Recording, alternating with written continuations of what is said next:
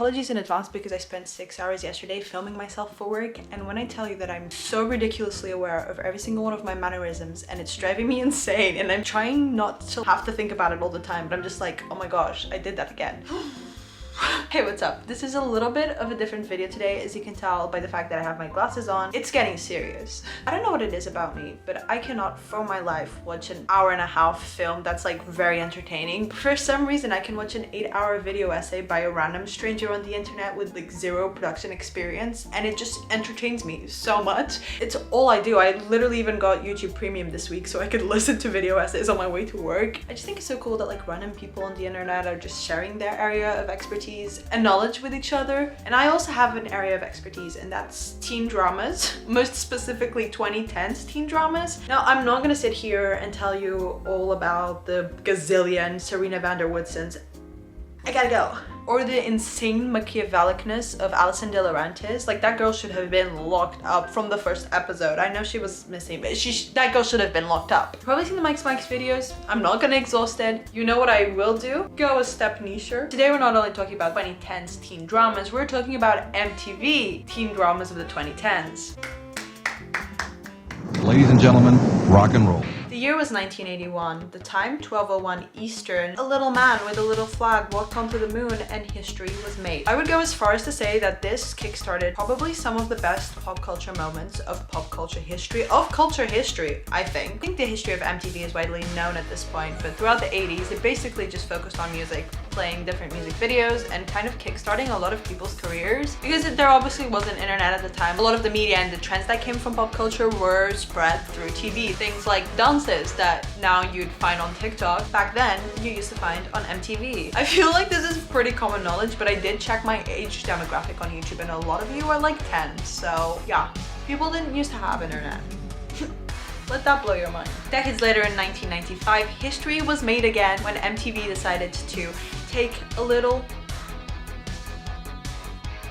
switch by starting to make reality TV programming. Now, I remember Jersey Shore being huge. What's the show about? I have no idea. I was 6. But Snooki, she was a cultural icon of the moment. I also want to say that this was the time that the VMAs or the MTV Music Awards or whatever you want to call it started becoming popular and gave us some of the best pop culture moments of the 2000s.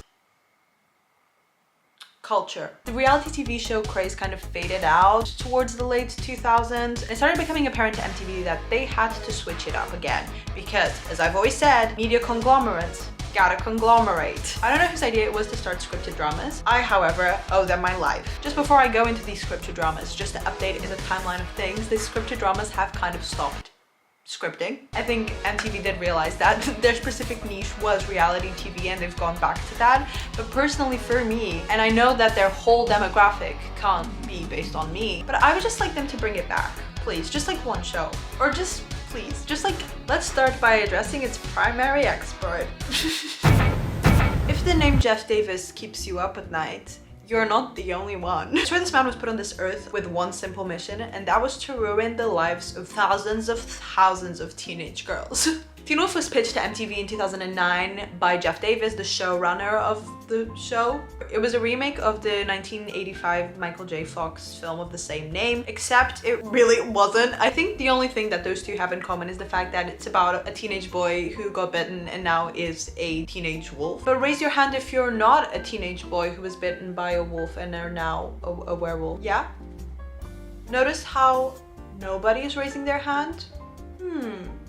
Every time I drink this, I feel like a teenage boy. Teen Wolf followed little teen boy Scott McCall. He wasn't little, he was actually quite big. And they tried to make him look really like frail before he got bitten. But I think he was doing just fine. I do not believe this guy was not good at lacrosse. Look at him, come on. As you probably guessed, even if you haven't seen the show, this guy gets bit by a wolf and becomes a werewolf, and shenanigans happen. He's accompanied by his very best friend and perhaps the best character in TV, if not media history. I've said that. Stiles Stilinski, played by the wonderful Dylan O'Brien. You guys don't understand the way that Stiles Stilinski changed lives. If you were on Tumblr in 2014, it would be absolutely impossible to log on to the website without seeing a Dylan O'Brien picture. Even if you weren't a Dylan O'Brien fan, he just had teen girls in such a grasp. And for a very good reason. He was funny, he was good looking, and he was kind of quirky and like not like other guys, but also he was just like every other guy. And that's what made him perfect. To contrast the best character ever made, the show also features the worst character ever made, Alison Argent. Now this one might be a controversial one because I know a lot of people like her. I personally got into a lot of fights, not just on the internet, but I remember being like 13 and going into school and genuinely having an argument with this girl that I was perfectly friends with until I mentioned that I did not like Alison Argent, and she literally screamed at me for like a good 10 minutes. I mean, Alison and Scott are endgame. They're so perfect together. Like, Malia sucks. Oh, I guess we'll just have to disagree. I have a lot of things that I hate about Alison Argent. Like, I think that we moved on from the whole she tried to murder her boyfriend multiple times a little bit too fast, some might say. But my number one beef with her comes from the scene where she dies. Which, spoiler alert, she does die. But I think so does every character at some point in the show. She is gone for like 3 seasons. She only comes back in the movie, which I would not like to acknowledge the film. It never existed. It's not real. So when Alison dies, she is in the arms of Scott McCall, her ex-boyfriend at this point. Remember that. Scott, I love you. I love you too, Alison. Which, okay, makes sense. Even though they were broken up, they were each other's first love, they were still in love with each other, whatever.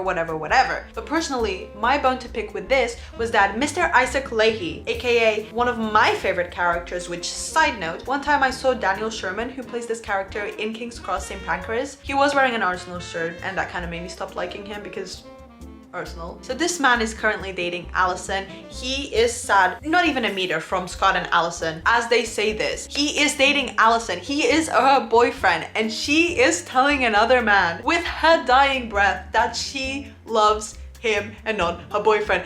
That's kind of so mean. That is evil. That is so evil. And that is why I always say Alison Argent, evil. We've got other characters. We've got Lydia, whom I adore. Yes, I was a Stydia shipper. I love Stydia so much that my Instagram bio used to be Stydia. Anyway, Teen Wolf goes on for 6 seasons, 2 of which are split into 2, so really it's 8 seasons. It feels like it. The first 3 seasons of the show, I will say, are super solid. The first season, it's kind of trashy, but in a good way. I think the show was going down a more like horror-ish angle, which at the time was super like new and fresh for teen shows, because most of them were like 90210, that's the same show. As a 13-year-old watching this show, I thought it was the scariest thing ever. I was like, this is too much gore. I am terrified. And then I rewatched the whole show during quarantine, and I was just sat there laughing at how bad the CGI is. I think that's the one thing that people always bring up when they talk about Teen Wolf. Because look, I've got myself a little green screen. Am I the best at green screening? Absolutely not. But you know who's worse than me? The Teen Wolf editors. The Teen Wolf SFX editors. In fact, I don't even think that was an SFX team in Teen Wolf. That's how bad it is. Specifically this one scene that you must see. Roll the clips. As long as it takes.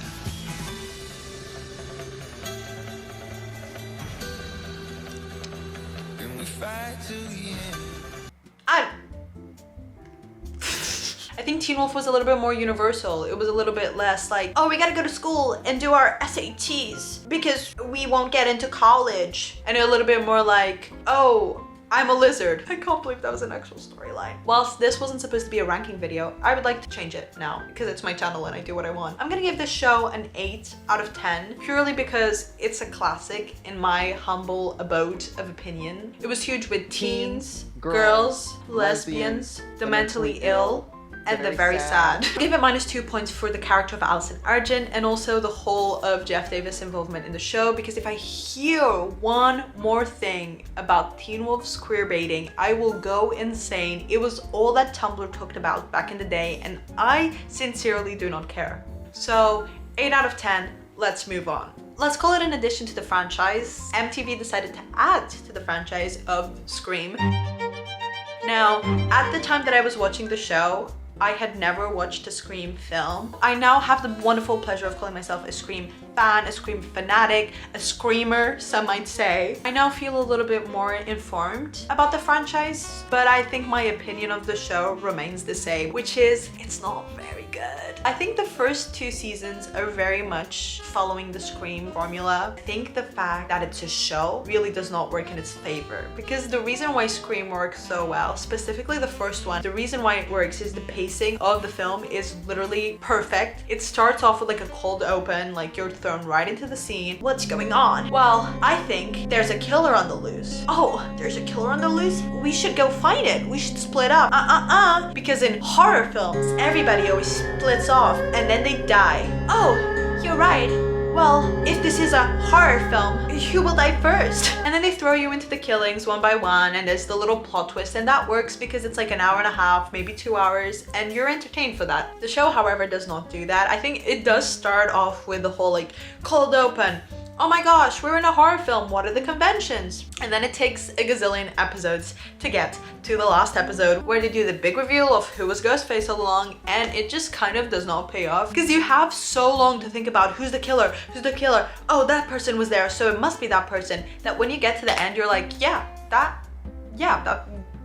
The first 2 seasons center around the same group of characters. There's this girl who I think her name was Emma, or she looks like an Emma. Final girl because she's blonde, and the first season I remember very well. I can tell you that I don't care about a single character here, and I don't feel bad for any of them because most of their deaths are very easily avoidable. Like, I think at some point this girl literally gets a text that's like, meet me in the back alley. If you know there is a killer killing all your friends, why on earth would you receive an anonymous text and go, I'm gonna go? If it was for the first 2 seasons, flop. 3rd season, saved the day. Was the 3rd season any better? Absolutely not. If anything, it was worse. But for me, as a lover of the worst television in history possible, this season was First of all, it was 100% written by people who had never watched any Scream movie. I don't know how to describe this other than it includes one of my favorite tropes in TV history ever, which is the Mary Kate and Ashley, we were twins all along, secret twin. Another convention that I love, you thought that I was dead? No, I'm your killer. Those 2 are only topped by my all-time favorite, if you were wondering, which is the removes mask. Yo soy tu madre y mataste mi marido type of Mexican telenovela reveal, Maria del Barrio type of beat. And I think this Scream is very adjacent to a telenovela. I would also like to acknowledge now that this show features Tyga. Whoa. Hey, I need to put my camera to charge.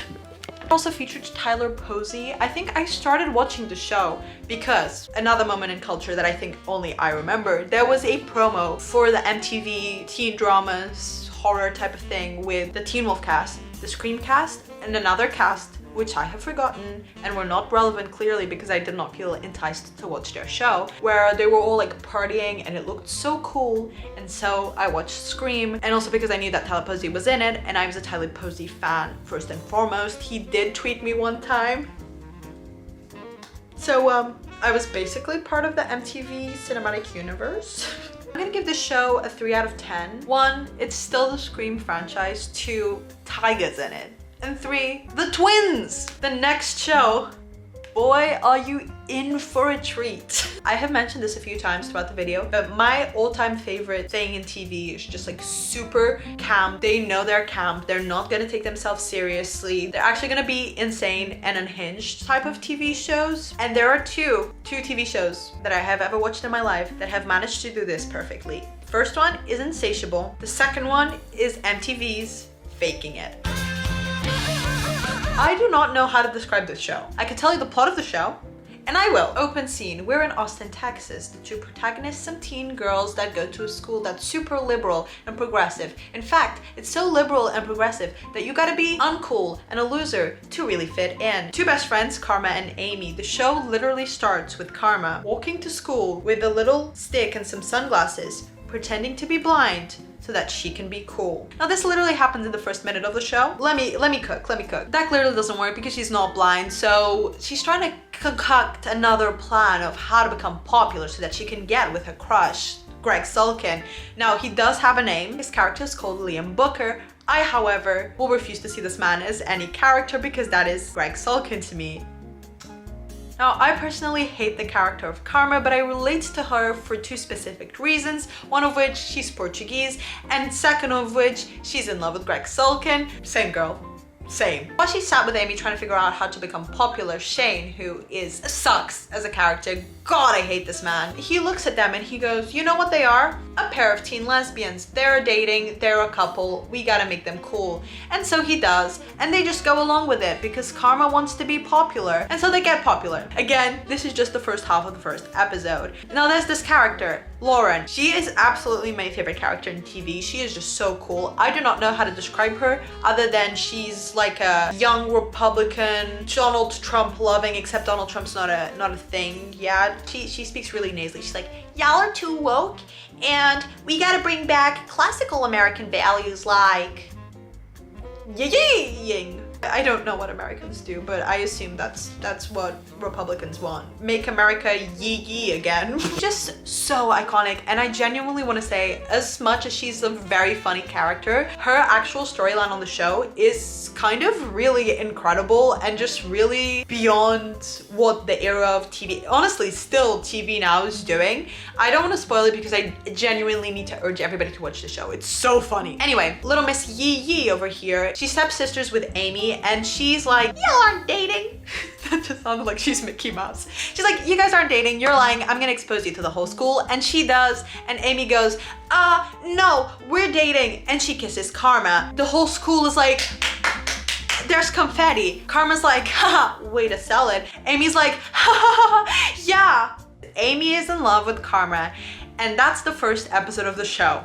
And there's 3 seasons of the show, and I cannot for the life of me tell you what goes on in the other seasons because this show is so insane. I want to address 2 cameos of the show. First of all, this girl with the lips. A few minutes ago I mentioned that Insatiable is another one of my favorite shows, which also features this girl, and I'm starting the conspiracy theory that whenever this girl features, something slays. She's in the Carrie Diaries. She's in Camp Rock 2. I'm gonna name her Camp Queen of 2013. Another one that I do just want to briefly mention, this guy who dates Karma briefly, and he was on Dance Academy, which is one of my favorite shows. What am I gonna rate this show? I'm gonna rate it probably, I don't want to say 10 out of 10. I also think it's good because I read somewhere an interview with the show's showrunner, and he stated that if the show had carried on like he intended for another season, something that I didn't want to happen would happen. The fact that it didn't happen, I'm gonna rank it a 10 out of 10. It's amazing. Now, I do want to say that there are so many more MTV shows, and if you guys want, I can deep dive into all of them. These for me are the ones that kind of stand out and the ones that I watched the most growing up, but obviously there's Skins US version. There's so many. These were the ones that I saw the most edits of. I'm gonna talk about one last show for today, and that's MTV's Awkward.